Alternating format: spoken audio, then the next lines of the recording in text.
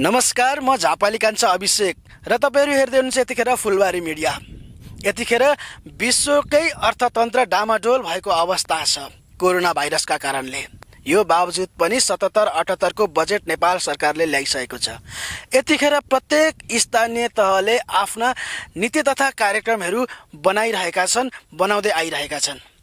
यसै विषयमा झापाको बारादशी गाउँपालिकामा विगतका 3वटा बजेटहरू गइसक्दाखेरि पनि झापाको बारादशी गाउँपालिकाले कुनै पनि ठोस काम नगरेको भन्ने जनगुनासो आइरहेको अवस्थामा 77-78 को यस बजेटमा कस्ता कार्यक्रमहरू लिएर अगाडि आउनुपर्छ भन्ने विषयमा आज हामी बारादशी गाउँपालिकाका केही सामाजिक व्यक्तित्वहरूसँग यो विषयमा कुराकानी गर्न गइरहेका छौँ। साथै कोरोना भाइरसका कारण वैदेशिक रोजगारबाट फर्किने युवा सर्कललाई पनि बारादशी गाउँपालिकाले कस्ता कार्यक्रम लिएर उहाँहरूलाई समेट्नुपर्छ भन्ने विषयमा उहाँहरूका आवाज हामी आज तपाईँहरूलाई सुनाउनेछौँ र उहाँहरूले गाउँपालिकालाई कस्ता सल्लाह सुझाव दिनुहुनेछ त्यो हामी तपाईँहरूलाई प्रत्यक्ष रूपमा उहाँहरूकै आवाजबाट राख्नेछौँ। तपाईँहरूले मेरो कुरा राख्ने समय दिनुभएकोमा पहिला म धन्यवाद दिन चाहन्छु।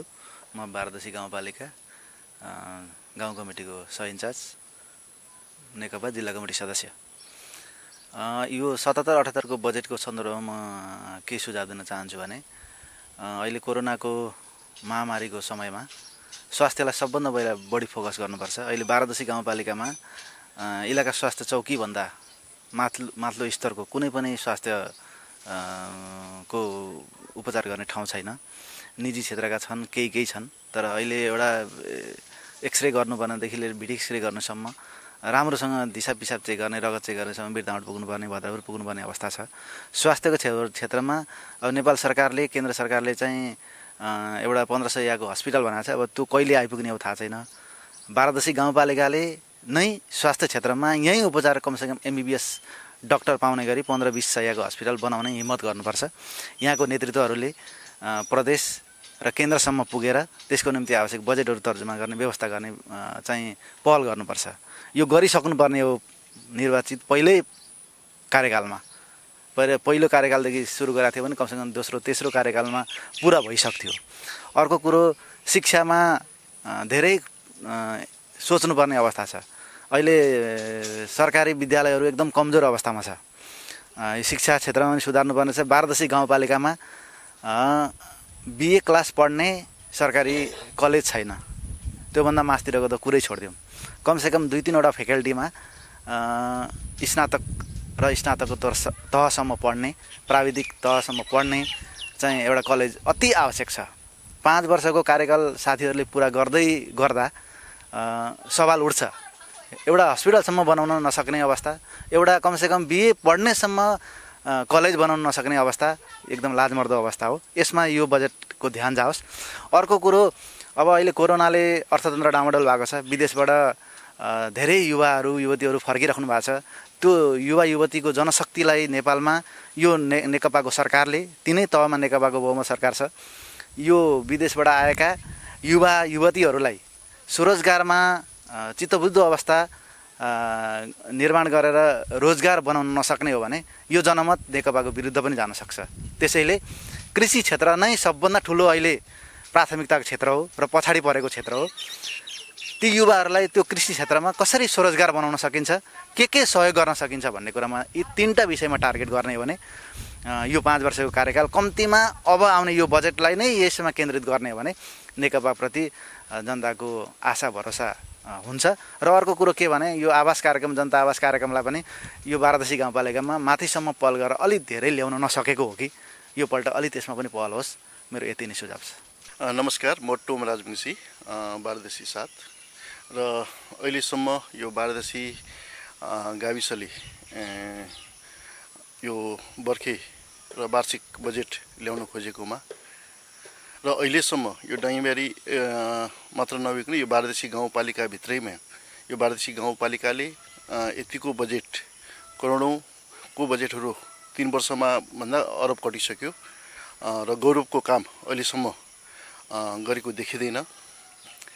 अहिलेसम्म नदेखिए तापनि अबको आउँदो बजेटमा अहिले विश्वभरि फैलिएको कोरोना महामारीलाई मध्यनजर गर्दै त्यसका व्यवस्थापनको लागि बजेट विनियोजन गर्दै अब जति विदेशबाट आउने युवा युवती र यो कोरोनाकालीन लकडाउनले एउटा कुरा के भने अब हामी नेपाली आत्मनिर्भर भएनौँ भने बाँच्न गाह्रो हुने रहेछ र विदेश र को भरमा या अरूको मुख तकाइको भरमा मान्छेलाई बाँच्न गाह्रो हुने रहेछ। त्यसले गर्दा आत्मस्वावलम्बी या कृषकको हितमा कृषक मैत्री र युवाहरूलाई र जुन विदेशबाट आउने चाहे महिला हुन् या युवाहरू उनीहरूलाई सिर्जनामूलक कामहरू यहाँ ट्रेनिङहरू दिएर आत्मनिर्भर र व्यवसाय गर्ने हिसाब किताबमा आधारित बजेट हुनुपर्छ भनेर म चाहिँ भन्न चाहन्छु। अनि यो कुराहरू त के भने विगत नै तपाईँको राहत कार्यक्रममा एउटा कुरा के देखियो भने अहिलेको नेतृत्व कस्तो देखियो भने पहिलो चरणको राहत बढाइमै के देखियो भने गाविसले पहिलो चरणमा नुन र चामल मात्रै बाँडे भनेपछि जनप्रतिनिधिहरू कस्ता किसिमका छन् भन्ने कुरा तीबाट स्पष्ट हुन्छ।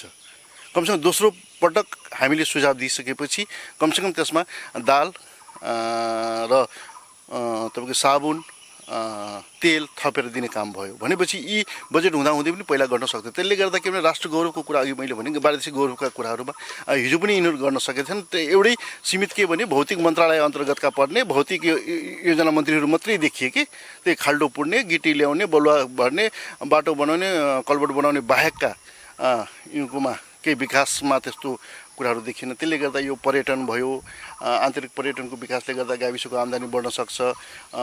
यहाँ स्थानीय तपाईँको जुन धार्मिक स्थलहरूलाई बढावा गर्ने बित्तिकै आन्तरिक पर्यटन बढ्न सक्छ। त्यसले गर्दा होटल व्यवसायदेखि लिएर विभिन्न आम्दानीका स्रोतहरू खुल्न सक्थ्यो। तर त्यो कामहरूमा उनीहरूको नजरअन्दाज गरे र अब त्यसलाई पनि एउटा राष्ट्र गौरवको विषय या बारदेशी गौरवको विषय बनाएर लिएर जान सक्ने अवस्था चाहिँ छ। यहाँ सम्भावनाहरू धेरै छन् बारदेशीमा। अब ऐतिहासिक ठाउँ पनि हो। त्यसले गर्दा यो बारदेशीलाई चाहिँ बनाएर लिएर जान सक्छन्। तर अहिलेसम्म यिनीहरू चाहिँ नजरअन्दाज गरिरहेको छ या उनीहरूको विवेक पुगिरहेको छैन। त्यही म भन्न चाहन्छु। सुखी नेपाली र समृद्ध नेपालको अभियानमा हामी अगाडि बढ्दै गर्दाको समयमा चाहिँ 2076-77 को बजेट पनि आउन लागेको छ। योभन्दा अगाडि 3वटा बजेटहरू चाहिँ हामीले निर्वाचनबाट भोट दिएर विजय गर्नुभएका जनप्रतिनिधिहरूले चाहिँ विनियोजन गरिसक्नु भएको छ। यो बजेटमा चाहिँ हामी युवालाई चाहिँ अलिकति अपेक्षा गरे अनुसारको लक्षित बजेट चाहिँ नआएको हामीहरूले यहाँनिर चाहिँ विचार गरेका छौँ। अहिलेसम्मका बजेटहरूमा विनियोजन गर्दाखेरि विभिन्न जात समुदाय वर्ग समुदाय भाषा वर्ग समुदाय लिङ्ग लक्षित बजेटहरू आएका छन्। जस्तै वृद्धको लागि बजेट छुट्याइएको छ, महिलाको लागि बजेट छुट्याइएको छ। तर देशका कर्णधार युवाको विषयमा चाहिँ कुनै पनि बजेट नछुट्टिएकोले गर्दाखेरि चाहिँ हाम्रो गाउँपालिका बारदशी गाउँपालिकामा चाहिँ युवा लक्षित त्यस्ता समूह समितिहरू पनि नबनिएका, यहाँका युवाहरूको पीर मार्का बुझ्नका लागि कुनै त्यस्ता निकायहरू पनि त्यहाँ व्यवस्था नगरिएको र अहिलेको बजेटमा पनि हामी युवालाई चाहिँ उपेक्षा गरेर बजेट विनियोजन भएमा चाहिँ हामी बारदशी गाउँपालिका युवाहरू सशक्त ढङ्गले अगाडि बढ्नेछौँ। हामी युवाले चाहिँ प्रगति रोजगारीमा अहिले फेरि समय कोरोना लकडाउनको समय छ। यो कोरोना लकडाउनले गर्दाखेरि विदेशमा रहनुभएका प्रत्येक घरका एकजना युवा लगभग विदेशिनु भएको छ। जो नेपाल फर्किँदै हुन्छ, घर फर्किँदै हुन्छ, उहाँहरू अब फेरि जाने खालको वातावरण बनिएको छैन। युवाहरूलाई चाहिँ यहीँनेरि अब रोजगार दिनुपर्ने अवस्था आएको छ। यो रोजगार दिनुपर्ने अवस्थामा चाहिँ यो रोजगार लक्षित बजेट विनियोजन गर्नुपर्छ। यो 77-78 को बजेटमा चाहिँ युवा लक्षित बजेट हुन पर्यो। जनप्रतिनिधिहरूले युवालाई चाहिँ मुख्य केन्द्रबिन्दुमा राखेर बजेट विनियोजन गर्न पर्यो। युवालाई चाहिँ रोजगारी उन्मुख प्रत्यक्ष रोजगारी उन्मुख बजेट विनियोजन गर्न पर्यो। यदि युवालाई चाहिँ प्रत्यक्ष रोजगारी उन्मुख बजेट बन्न सकेन भने फेरि पनि हामीले चाहिँ 5 वर्षको अवधिमा केही पनि प्रत्यक्ष रूपमा देखिने खालको विकास गरिएन नि भन्ने खालको अवस्था पनि आउन सक्छ। त्यसकारण यसपालिको बजेट विनियोजन गर्दाखेरि सबैजना म जनप्रतिनिधिहरूलाई चाहिँ यो आग्रह गर्न चाहन्छु कि युवा लक्षित बजेट बनियोस्, युवा लक्षित समन्वय समितिहरू बनियोस्, यो युवाहरूका चाहिँ पीर मार्का बुझ्ने खालका त्यस्ता कमिटीहरू गठन गरियोस्। यो भनेको द्रुत गतिमा गठन गर्न पर्यो। अब आज गर्ने भोलि गर्ने भन्दा 1 वर्ष बित्यो भने फेरि अर्को चुनावको तयारी हुने बेला आउन सक्छ। त्यसकारण तपाईहरूले 1 वर्षको समय छ, बेलैमै सचेतता तरिकाले चाहिँ अगाडि बढ्दिन हुन म विनम्र आग्रह गर्न चाहन्छु। धन्यवाद यो फुलबारी मिडियालाई। जुन हाम्रो अहिले बजेटको विषय छ, विगत 3 वर्षदेखि कन्टिन्यू बारदशी गाउँपालिकाले ल्याएको बजेटमा कुनै पनि ठोस काम यो बारदशी गाउँपालिकामा देखिने ठुलो कामहरू अहिलेसम्म देखिएको छैन। र अब आउने यो 77-78 बजेट चाहिँ एउटा बारदशी गाउँपालिकाभित्र यो अहिलेको गाउँपालिका बढीले गएर भन्ने ठोस कामहरू ल्याओस्, त्यहाँ समेटोस् बजेटमा। जस्तै हाम्रो पर्यटन क्षेत्र छन्, हाम्रो बारदशी जुन हाम्रो डाँडो छ त्यसको पनि केही भएको छैन, र हाम्रो अर्को वार्ड नम्बर 1 मा सिमसार छ त्यसको पनि केही भएको छैन। र आउने बजेटमा यो 77-78 मा गाउँपालिकाले 1-2 ठोस काम गरोस्। अब अहिलेसम्म कुनै बाटोहरू प्रत्येक वार्डका बाटोहरू पिच भएका छैनन्, कमसेकम एउटा वार्डमा 1 किलोमिटर बाटो पिच हुने गरी ल्याओस् यो अहिलेको बजेटमा। र यो अहिलेको कोभिड-19 जुन महामारी छ त्यसमा हाम्रा बारदशीका अब साथीहरू सबै फर्किँदै हुन्छ विदेशबाट, उहाँहरूलाई पनि अब के गर्ने, उहाँहरूको आएपछि उहाँहरूलाई दिने रोजगार पनि यो बजेटमा उसले समेटोस्। कसरी रोजगार दिन सकिन्छ, के दिन सकिन्छ उहाँ युवाहरूलाई, त्यसको पनि ध्यान जाओस् भन्ने म उहाँहरूलाई यहाँबाट सुझाव दिन चाहन्छु। र जुन हाम्रो युवा साथीहरूलाई जुन हामीले खेलकुद एउटा हाम्रो बारदशी गाउँपालिका खेलकुद समिति गठन भएको छ, त्यो खेलकुद समितिले आफ्नो पहलमा एउटा कभर हल निर्माण गर्दैछ। यसपालि अब सम्पन्न हुन्छ हाम्रो यो असारभित्रमा। त्यो त फुलबारी स्कुलको चौरी घेराबेरा पनि हाम्रै समितिले पहलमा प्रदेशबाट बजेट ल्याएर काम भइरहेको छ। त्यसको दक्षिणपट्टिको वाल एउटा बाँकी छ, त्यो वालको लागि मैले बारदशी गाउँपालिकामा पटक पटक कोराएको छु, निवेदन दिएको छु खेलकुद समितिबाट। र त्यो वाल यसपालि बजेटमा पनि समेटोस् भन्ने म यहाँबाट उहाँहरूलाई सुझाव दिन चाहन्छु। र बारदशी भित्रका युवाहरूलाई कसरी परिचालन गर्ने, उहाँहरूलाई कसरी रोजगार दिने, त्यसमा पनि गाउँपालिकाको ध्यान जाओस् भन्न चाहन्छु म। र अरू अन्य कुराहरू नदीहरू भए खोलाहरू भए त्यसको लागि पनि बजेट छुट्याइयोस् र ठोस काम गरोस् भन्न चाहन्छु। नमस्कार। यो 77-78 आर्थिक वर्षको जुन बजेट छ यसमा प्राय तपाईको अहिले जुन विश्वव्यापी रूपमा जुन महामारी कोरोना कोभिड-19 को प्रकोप यति भयावह स्थितिमा अहिले मान्छे त्रसित अवस्थामा अब यो अवस्थालाई मध्यनजर गरेर अब गाउँपालिकाले बजेट निर्माण गर्नुपर्छ। पहिले त स्वास्थ्यको कुरा हो, मान्छे रोगले ग्रस्त भएर मर्छन् भन्दा किन बजेटको के अर्थ रह्यो र? त्यसो हुनाले प्रमुख रूपमा स्वास्थ्यलाई नै फोकस गरेर बजेट बनाउनु पर्ने हो। र विगतमा पनि धेरै बजेटहरू बने।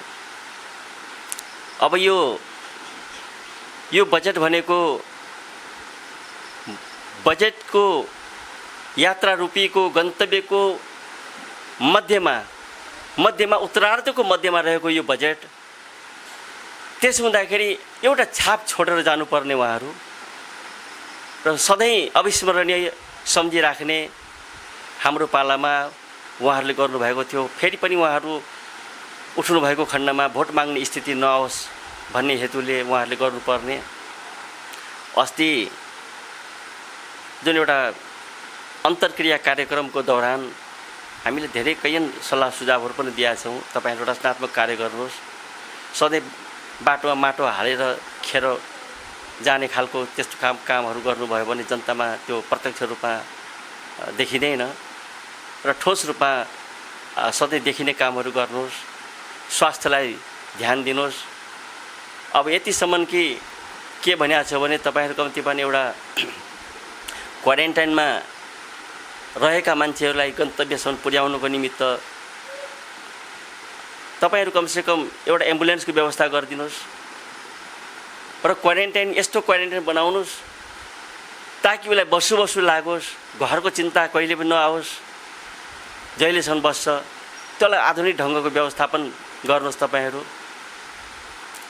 अनि यतिसम्म भनिएको छ कि अब तपाईँहरू अब उपभोक्ता समिति मार्फत कामहरू गराउनुहुन्छ। उपभोक्ता समिति कहिले विज्ञ र परिपक्व छैनन् र 1 लाखदेखि माथिका कामहरू 1 लाखदेखि माथिका कामहरू टेन्डरद्वारा गराउनुहोस्। तपाईँहरू अलिक गुणस्तरको हुन्छ, क्वालिटीको कामहरू हुन्छ। अब जहिले पनि अब यहाँ विवादै विवाद यहाँ सुनिन्छ। अब त्यसो हुँदाखेरि अलिक राम्रो ढङ्गले कामहरू गर्नुभएको खण्डमा तपाईँहरू जनताको स्याबासी पनि प्राप्त गर्नुहुन्छ। अब ठिकै भन्नुभयो तपाईँले, जस्तो कि अब हेर्नुहोस् हाम्रो त कृषि प्रधान देश हो। अब अहिलेको अवस्था के छ भनेदेखि अधिकतम कृषि उपजमा हामीले निर्भर पर्नुपर्ने हुन्छ। विदेशबाट आएका सागसब्जीहरू खाइरहेका छौँ, त्यो पनि विषाक्त। र कमसेकम त्यहाँ अब विदेशबाट अझै हजारौँ हाम्रा भाइ भतिजाहरू उताबाट फर्केर आउने क्रम जारी छ। त्यो अवस्था उनीहरूलाई के गर्ने त? केही त रोजगार त दिनु पर्यो उनीहरूलाई। हरेक छ नि, यहाँ कृषि सम्बन्धी तालिमहरू छन्।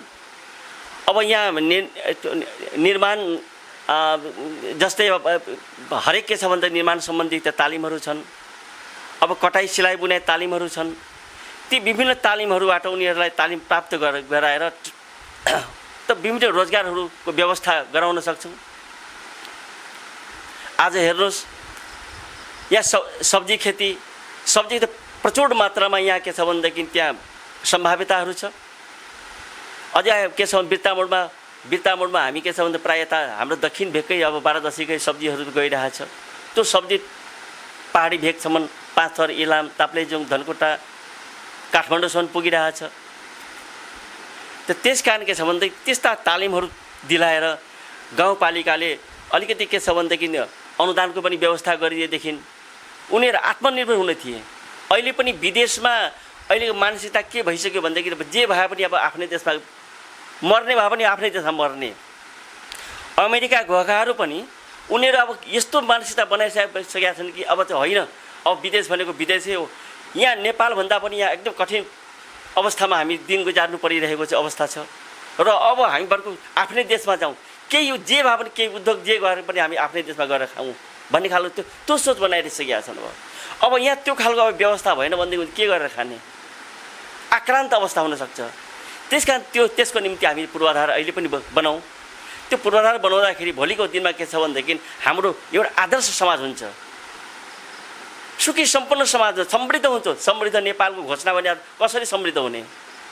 यिनै पूर्वाधारहरू निर्माण गर्दाखेरि भोलिको दिनमा के छ भने हामी हाम्रो सुन्दर देशको निर्माण गर्न सकिन्छ भन्ने खालको मेरो विचारमा यो कुरा हो। अब यो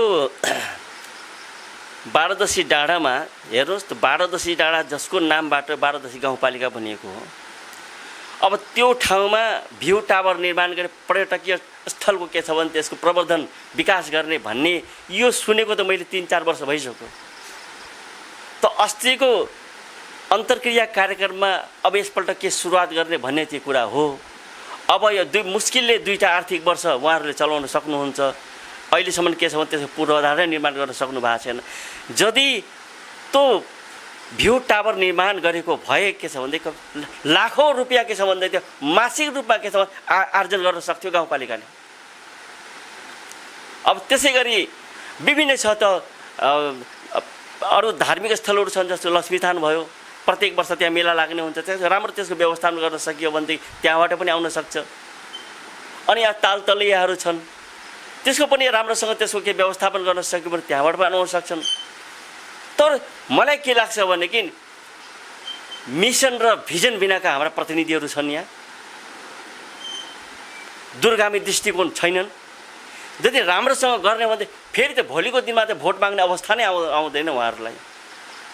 हाम्रो गाउँपालिका कसरी समृद्ध हुन सक्छ त्यतापट्टि ध्यान जानु पर्यो सबैको। म विशेष आग्रह गर्न चाहन्छु उहाँहरूलाई। धन्यवाद फुलबारी च्यानललाई। हामी 12 दशी गाउँपालिकाको यो आर्थिक वर्षको बजेट चाहिँ मुख्यतः 5वटा क्षेत्रमा लक्षित गर्नुपर्छ भन्ने मलाई लागेको छ। यो शिक्षा, स्वास्थ्य, कृषिमा मुख्यतः ध्यान दिनुपर्ने हुन्छ। वन तथा वातावरणमा हामीले 12 दशीमा जुन ढङ्गले योजना बनाएर लाग्नुपर्ने हो त्यसमा हामी अलिकति चुकेका छौँ। हाम्रो यहाँ ठोस कार्यक्रमहरू हुन सकेका छैन। अहिले अब यो कोरोना भाइरसको कारणले केही समस्या आए तापनि 12 दशी भनेको एउटा कृषि क्षेत्र हो। मुख्यतः कृषि क्षेत्र भएको हुनाले यहाँ भएका कृषिको को पकेट क्षेत्र बनाउनुपर्छ र कृषिमा आधारित अब विदेशबाट आएका हजारौँ युवाहरूलाई चाहिँ कृषिमा व्यवसायीकरण गर्ने तरकारी बाली र अनेक पकेट क्षेत्रहरू धान तथा मकै पकेट क्षेत्रहरू बनाएर चाहिँ काम गर्नुपर्ने देखिन्छ र यो ठाउँमा एउटा स्वास्थ्यको राम्रो पहुँच पनि छैन।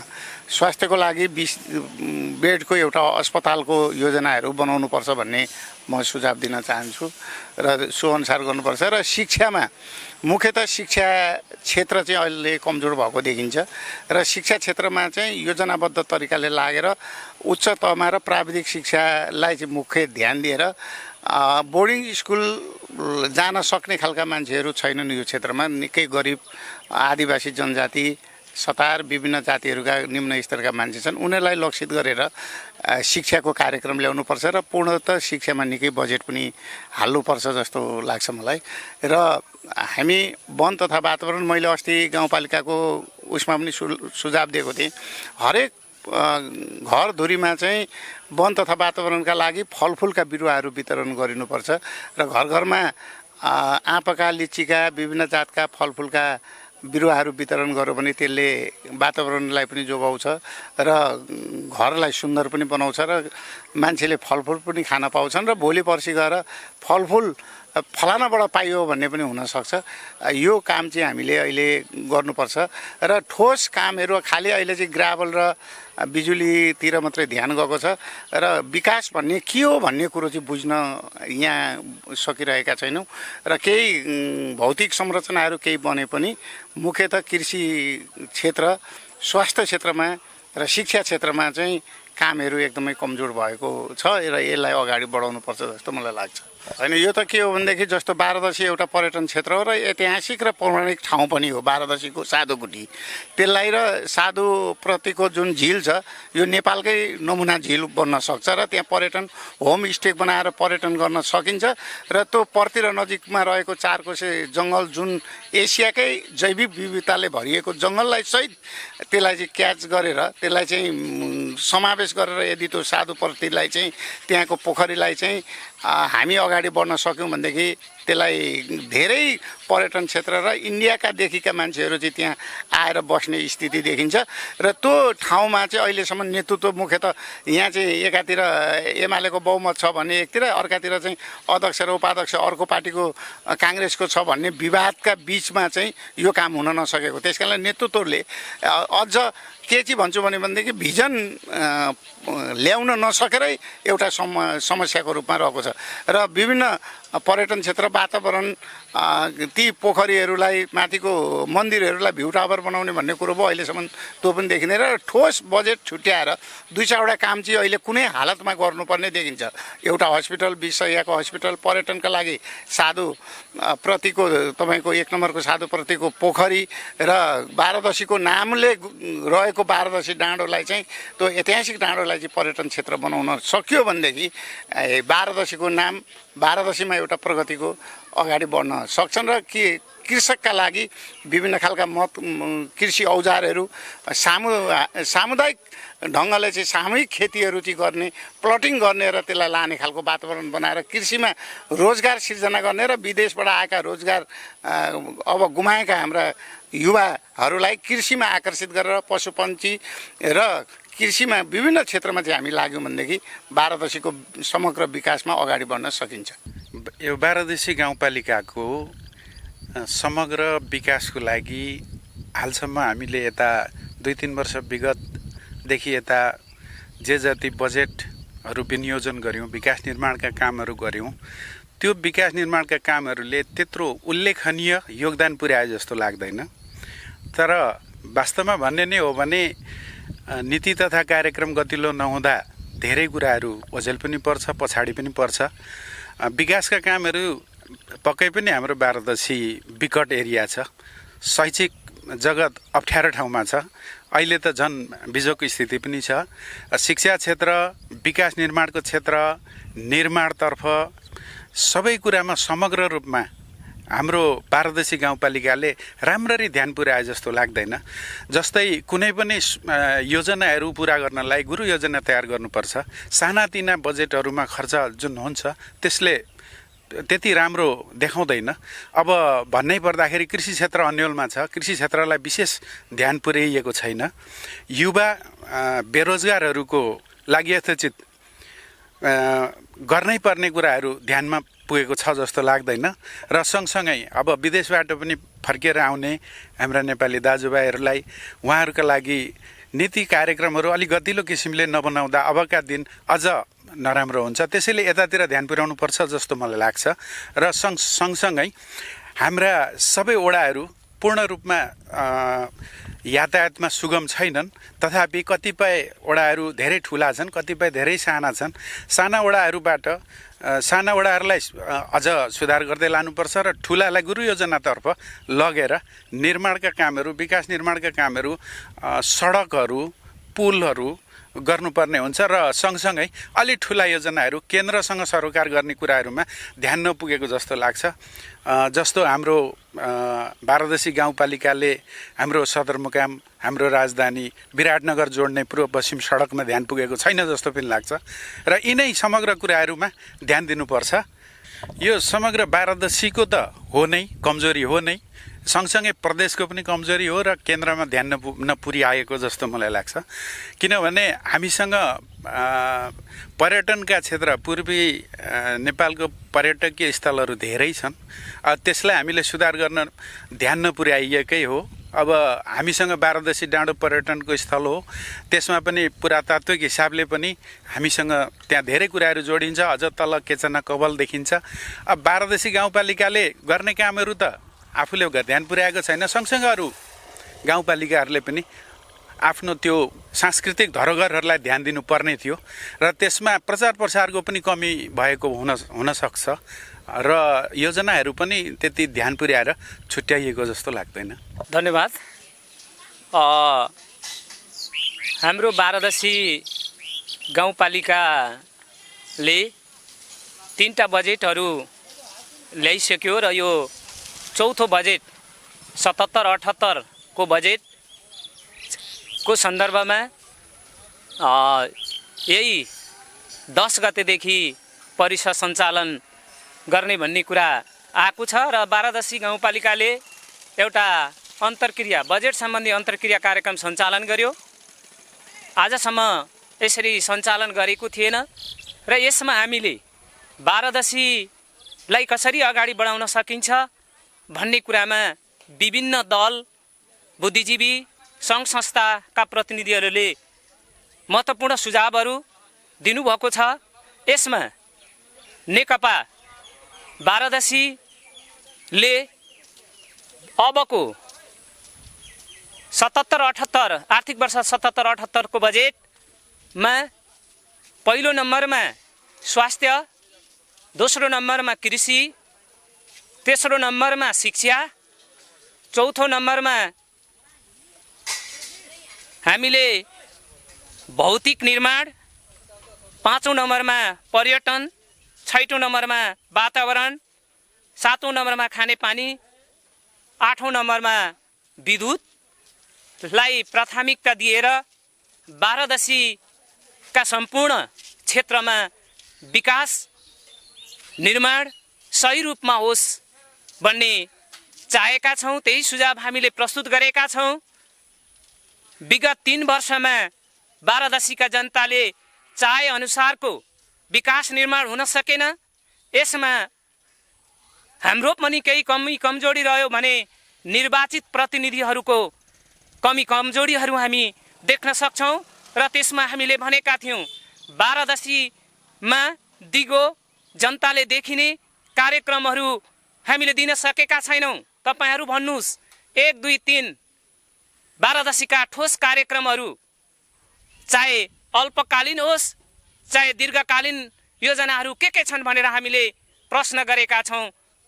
निर्वाचित प्रतिनिधिहरूले सही रूपमा काम गर्न नसकेको केही कुराहरू महसुस गर्नुभएको छ र यसको बाधक भनेको हामी 3 वर्षदेखि खरिद ऐन सम्बन्धी ऐनलाई लिएर लडिरहेका छौँ कि सही रूपमा जनप्रतिनिधिहरूले काम गर्न केले रोक्छ, कुन कानुनले रोक्छ, त्यो कुरा हामी बुझिराखेका छैनौँ।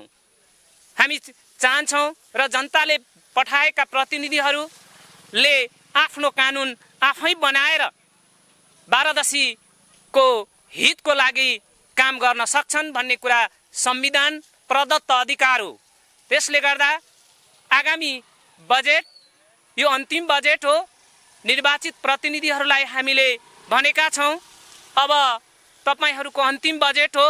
3 वर्ष तपाईहरूले खासै काम गर्न सक्नु भएन जनताको लागि।